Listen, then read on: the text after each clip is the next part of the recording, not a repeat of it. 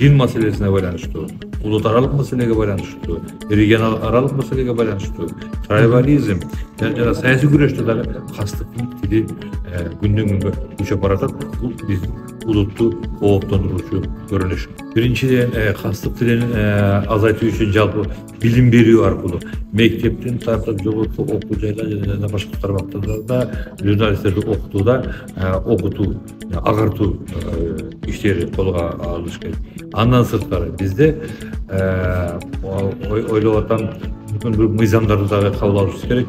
Анын үчүн могу кастык тилине каршы мыйзам кабыл алуунун өрнөктөрү бар. Ошолордун тажрыйбасын изилдеп көрөлү.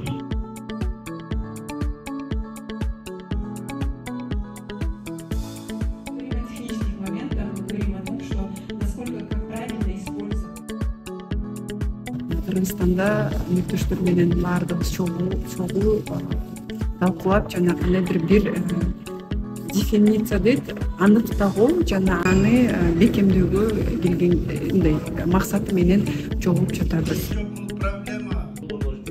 Болот колдон келет.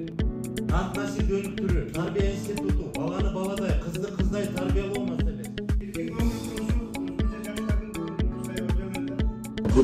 Идеяларды колуна жеткириш үчүн, тезирээк кабыл алдырыш үчүн, мисалы үчүн башка бир катмарларды жамандоо аркылуу, башка бир катмарларды душман туруп, аларды бир орой, уят сөздөр менен, башкалар менен шөтөктөп койсо, коом кабыл албай калат да, башка өзүнө керектүү идеологияга, кыймылга үндөп атышат да.